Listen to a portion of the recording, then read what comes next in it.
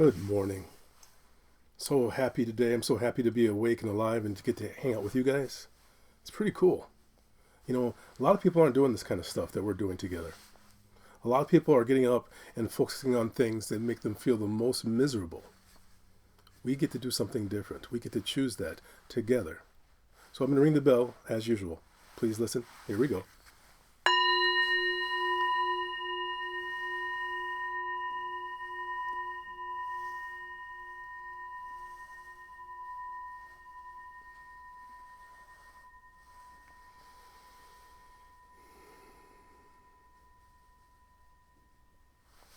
So I'd ask you to take a nice deep breath in. Big sigh. And just be present for a moment. Just feel what it is to be you, to be you. Is the most important thing about being you what you have to get done today? What's important? Let's be in contact with that. So today's day 4 of the 40 days. I'm so excited about it. So again, we want to begin to clarify what we're doing. It's about adding heat to your practice. Make sure you have the 10 state changers. You should have 10 elements. I don't want to say should, but we would like to have 10 elements on our list of 10 state changers.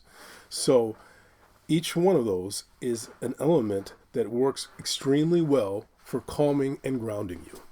Remember, calm is absolutely important in order to be able to access your intuition.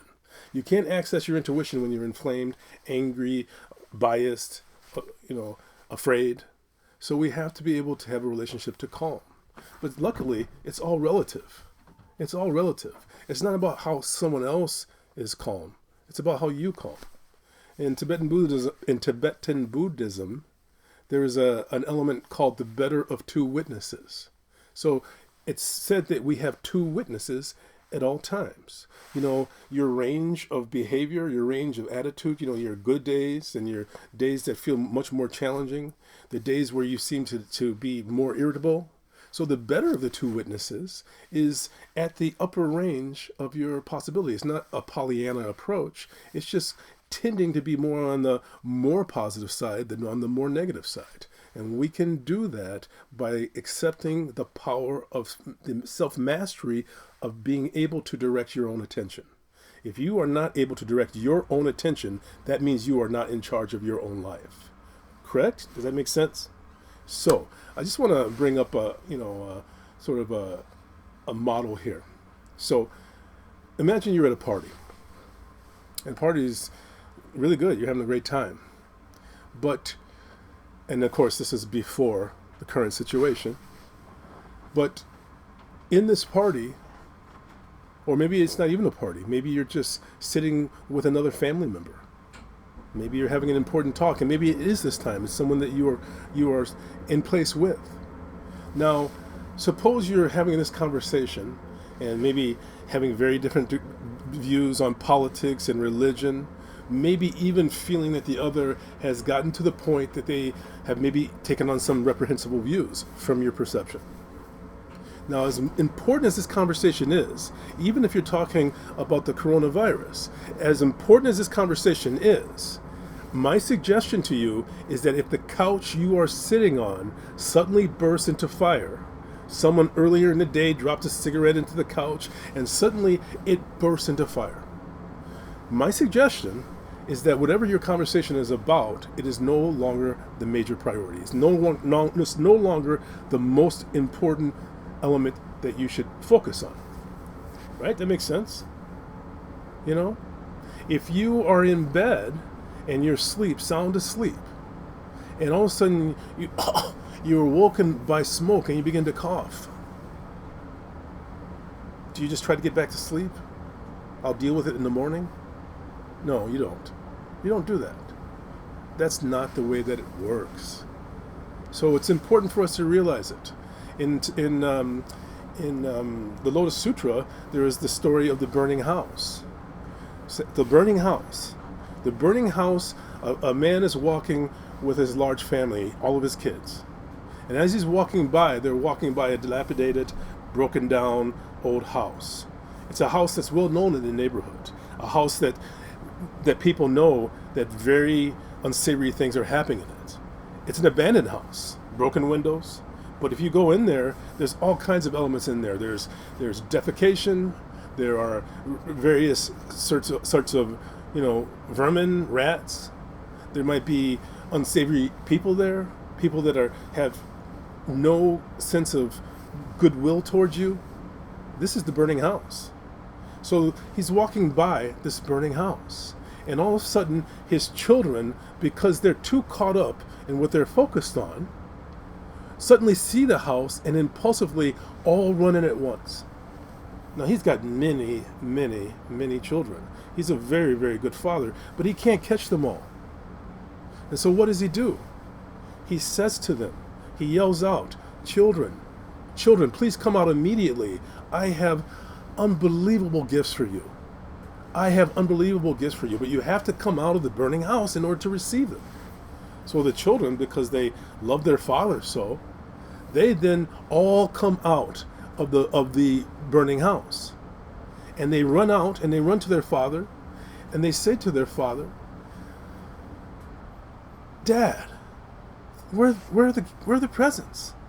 Where are the gifts? Did you not have gifts? Is this something that wasn't true? And the father says, because he's a wonderful father, he says, no, I do have gifts for you. And he's actually a magical father. And he claps his hands, and suddenly these beautiful carts begin to roll up, filled with all the things of joy and beauty, everything that the children could have wished for, and more. He actually provides more for them than their imagination was at the available level to perceive. This is the story of the burning house. And of course, the burning house is our lives. The burning house is the elements of this reality. Yeah, have you noticed how so many people are caught up in things like the end times? That is because they are caught in a burning house, but they don't want to come out, because they think that the burning house is all that they are. So it's so important for us to realize this. In societies all over the world, we are taught to use death as an advisor. The great teacher Carlos Castaneda, very much, it was one of his major elements, use death as an advisor. The samurai also said this. Use death as an advisor. The ancient Stoics, the ancient Greek and Roman Stoics, used death as an advisor, not as a cattle prod, but to get you to recognize the urgency of the situation. It is urgent that you start enjoying your life more. And I'm not talking about waiting to enjoy your life more. I'm talking about enjoying your life more today. That is coming out of the house. And if you do that, the gifts that we receive are far more than we can anticipate, because we're caught up in this, so bound up that we can't see reality. So coming out of the burning house means that you understand that there is nothing in this world that will make you happy. No person, no job, no amount of money, no amount of sexual, expertise or sexuality. None of these things will make you happy. You will always find the edge in all of these things. There's always the edge. The edge is that element in the back of our mind right now. What is it? What's the edge? Well, the edge is what's going on in the world. It's happening we're in the back of our mind. The edge is the concerns of finances and health, familial relationships. There's always an edge. When you invest your sense of worth and identity in any external element, you are investing in the burning house. And of course, if you have all your valuables in a house that's on fire, well, it's absolutely reasonable that you would be panicking. That's why we have to bring our valuables out. And we really have to understand that our valuables were never there in the first place. We just misconstrued it. And so what ends up happening is, when we come out of the burning house, when we are connected and in visceral practice, when we are connected and doing this observation, this deep observation of ourselves, we begin to get in contact with a deep, deep, deep part of being that is the essence of who we are, the authentic self. You don't have to think what to do. What you do happens. It's like the beautiful fragrance of the lilac bushes at certain times of the year. You'll just be sitting there and all of a sudden you'll smell lilacs. They don't have to do anything. They just have to be themselves. And when you are able to do that, that's when we're able to come into flow. So this is incredibly important. And it's important to not go back to sleep. There is an urgency in this. You have to begin to enjoy your life more. You're not going to help the world by feeling worse. Hate does not stop hate. You have to do something else. You have to step out of it. I want to express that there is something that we have great challenge with as human beings. We don't deal well with the facts that opposites can be true. It short circuits our consciousness. And in fact, with many great teachers, often from the crazy wisdom schools, the idea of certain Taoist teachers or certain Sufi teachers, this idea of not making sense, saying things that just seem ridiculous. And yet what they do is they stop the consciousness. So let's come out of the burning house. Let's recognize that if we do practice every day, visceral practice, overwhelming practice, if we learn to ground and then secondarily learn how to be more in contact with the better of the two witnesses, having a sense of a positive expectation, if we learn to do these things, then we become a grounding and radiant source of kindness and compassion and joy and positive indifference. The actor Joe Pesci, I saw an interview with him recently, and he was talking about the latest movie that they had. And they wished him luck. And he kind of went, luck? We don't need luck. We have skill. That's you and me. We got this. We have to get in contact with it. So be aware of that. Gradually intensify your practice.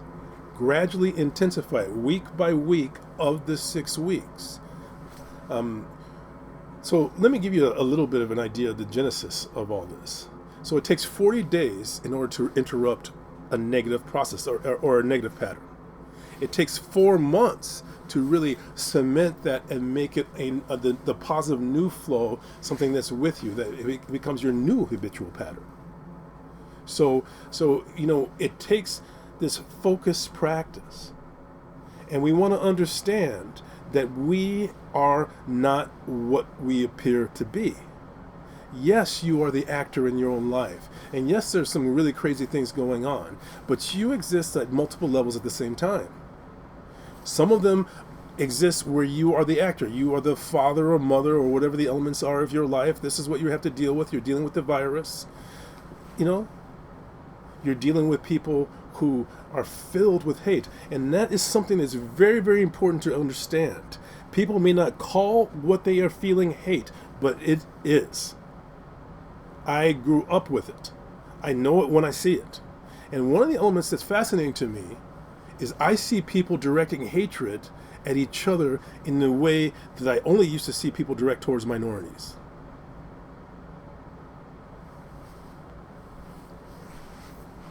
But it's okay, we got this.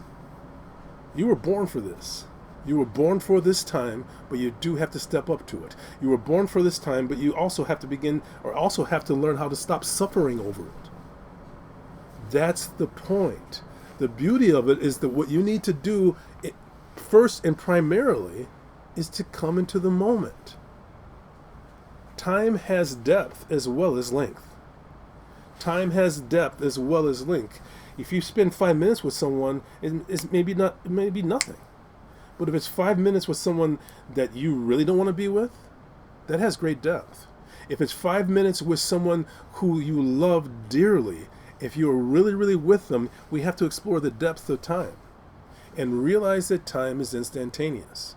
So it's not just about what's going on in the world. That's not just why this is the burning house. It's the burning house even if we had a great economy and everybody was going around hugging each other. Because life is instantaneously over. It's like scooping water up into your hands and being upset because it drains out of your fingers.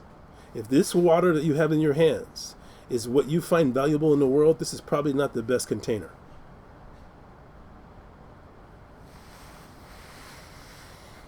Makes sense, right? I think so. But that's my perception. I could just be completely off. It's okay, though. It's okay. Because what happens when we come out of the burning house, and what happens when we learn to balance the inner and the outer world, when we realize that we're too in the outer world, like someone who leans forward too far when they walk, stumbling forward, when we realize that we have to have that balance at the threshold of the inner and the outer world, and we understand what that actually means, the inner world being that which does not change, and the outer world, the external world, being that which fluctuates. If you put all your worth on the shape of the clouds, that is a scary proposition. You have to be aware of that which is within you, that is grounded and calm and unchanging, and that is with you from the very beginning of your life to the very end of your life. And it's one of the elements of why, as we grow older, times tends to change. Right? We're all aware of that. By the way, I want to, maybe I should ask you guys about this, but I noticed something really odd's going on with me and my appearance recently. I noticed that my hair is beginning to become platinum blonde. I don't understand. All this blonde hair, platinum blonde. Oh, that's not platinum. That's gray. I remember being like 16 years old and thinking about how long it would be till I hit 40. And I was like, wow, I got so much time. Instantaneously, I'm 56. And instantaneously, we will be on that deathbed. And if we realize that is the process of using death as an advisor, we are able to accomplish things that we would never have imagined.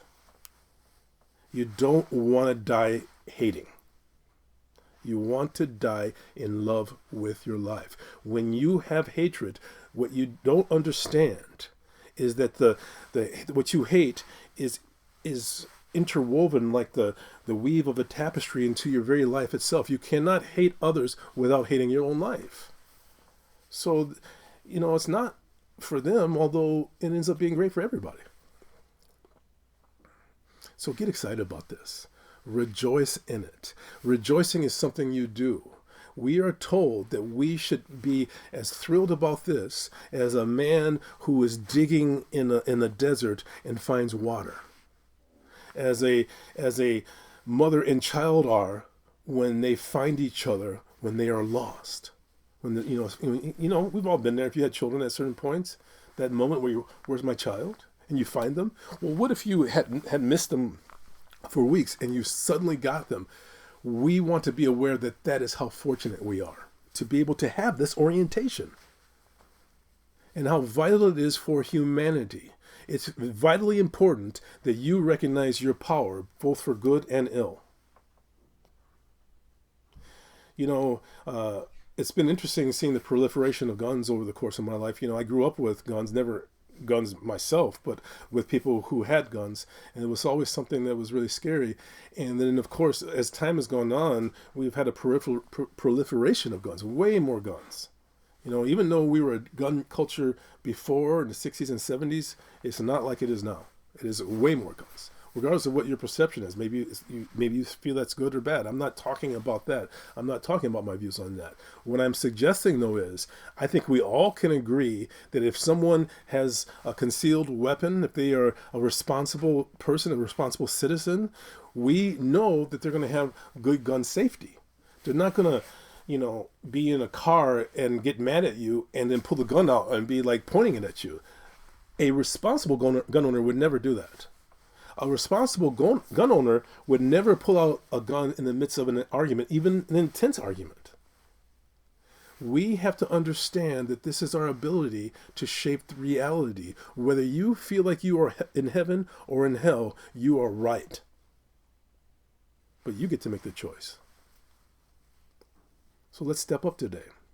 So I want to bring up just a few more nuts and bolts application elements. So again, when I started off, what happened was I didn't have any mentorship. I was cobbling it together as best as I could, but I was doing it with a sense of need that was profound. I had to be prepared for someone who might come around the corner at any second with a baseball bat. And other elements that I don't really touch on, I had to be prepared for a sense of extreme lack of safety. Now, what tends to happen when we feel this kind of fear is we collapse into our original training. When you were a child, you were taught what is most effective. And because we come from a lineage of unhealthy people, most or a lot of those elements had something really unhealthy weaved in it. So what happened for me was being on my own. I mean, not living by myself, but not having any mentorship at all. What happened for me, or at least extremely little, what happened for me was I began to think about, I read so much. I don't know, maybe you picked up that I've read a lot. But I'd read so much, even at an early age, and I began to kind of think about what kind of man would I want to be? What would be impressive? So what I'm suggesting is that I began to write down all the elements. What would that person do in a day? And I wrote them all down, everything I could imagine. And I began to work to do those things. But and then over time I created other processes were created for me, and now I have a much more spectrum that we're only touching on a small part of during this 40 days. But this 40 days is a full lifetime, and what I'm suggesting is if you understand who you intend to become, and if you kind of get an idea of what that person does in a day and also what they don't do, then you can gradually step into that. You can become that. It is unbelievably easy to change your base emotional spectrum, what you tend to be. If you describe yourself as an angry person or a fearful person, that's easily shifted. You just have to intend to do it, and you can't pretend that you're intending to do it when you're not. This is an opportunity. So one other element today I want to talk about seasoning your food, micro practices. Micro practices are incredibly invaluable, and it's important to understand that you're often involved with micro practices already. Every time you get into a conversation in which you talk about whatever it is you're upset about for no positive reason other than just to scratch that itch. Some itches should not be scratched, but it feels good at the moment, like poison ivy. So what I'm suggesting is coming back out of that and doing micro practices that work for you rather than against you. I consider a micro practice to be any practice that you can do from 1 second to 2 minutes. Micro practices like paying attention to your language. What are you saying? How are you describing yourself? How are you describing the situation? What is the emotion you are bringing with the description? What you express with intensity becomes reality, and that is the process of someone who doesn't understand their power. That's like the irresponsible gun owner. So micro practices like bringing positive questions in. What are you grateful for? And and we'll bring up more of those. Micro practices like various breathing techniques. Micro practices like the using the phrase "I am," just having it there present with you. I am. So let's touch base on just a couple quick practices, and then let's get on with us with a wonderful day. And by the way, the day is not made wonderful by the elements that happen. They are made wonderful by your presence. You bring the wonder with you, just like someone who's bringing a light to every room of a darkened house. The light comes with you. It's not there before you get there. So when you, again, coming back to the original element, when you come out of the burning house and when you're able to connect with that flame that does not flicker, that just burns steady in safety, when you come in contact with it, what happens is that things begin to flow. When the glass falls off the table, you catch it. You have an ease in relationships that you didn't have before, and it's all relative. It's easier than it was before. You begin to have enjoyment in your children rather than feeling like they are falling short. all the time in your mind. So this is the process. Let's touch base on 2 very quick practices, and then let's get on with the day. So this one again is one of the micro practices. Taking breathing, stepping into the calming breath. Let's take a nice breath in. Pause.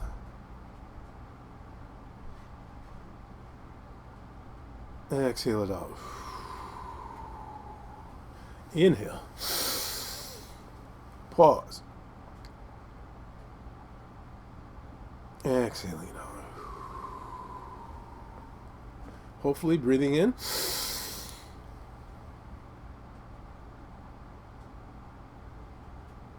Exhale it out. Let's take a deep breath in. Big sigh. Be still for a moment.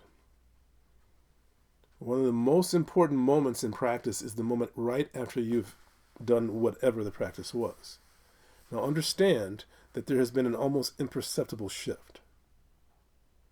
When in this shift, that in realizing it and being able to feel the subtlety of it, we're able to expand on it.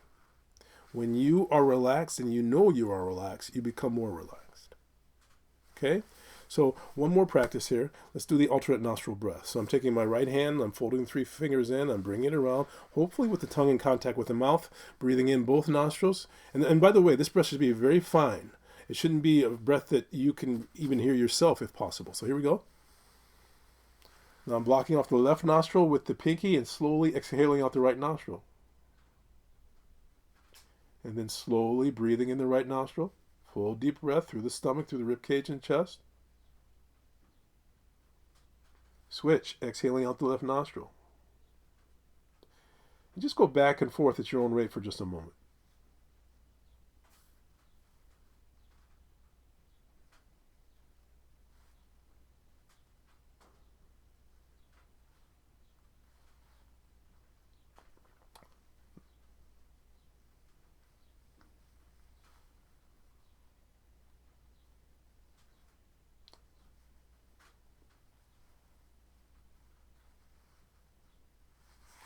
Let it go. Take a deep breath in. Big sigh. Be present. Eyes opening. Now the mission, should you choose to accept it, which I love saying because I'm a grown-up dork and I love it. The mission, should you choose to accept it, is to bring some of this into the day. Don't just leave it here, right here. You know, bring some of that breathing into the day. And one last element of the mission, and again, I'm not asking you to remember to necessarily do the mission. I would like you to remember it. Remember the phrase, I will not entertain negative thoughts. I will not entertain negative thoughts. And that part of the mission, in conjunction with the breathing today, is when you feel the sprout of that negative thought, don't get into scratching it because it feels good. Don't get into like wanting to share it with everybody and then you end up with a rash all over your body. I will not entertain negative thoughts is a speed bump. So as soon as it happens, just say with a real conviction. Sorry about that. Say it with a real conviction. I will not entertain negative thoughts. I will not entertain negative thoughts. I will not entertain negative thoughts. You have to say it like you mean it.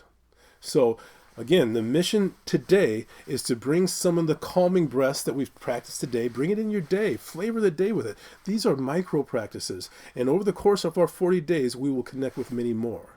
You have the ability to live in the world that you choose to live in because you are the source of that in your world. If you want to live in a world of kindness, you're the source. So thank you so much. I hope you have a great day today. And and remember, we are a community together. Who's ever in this conversation with me and with us right now, we are together and we have strength beyond us as isolated individuals. So here we go. I'm going to ring the bell. Listen carefully.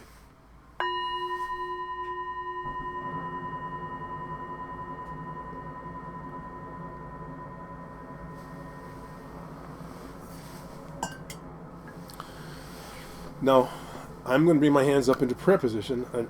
This is me, and if it doesn't work for you, that's beautiful. But I'm bringing my hands up into prayer position, and I bow to you wherever you are, And I bow to you in the whole life that you've experienced, and the realization that your life is truly filled with wonder. Namaste.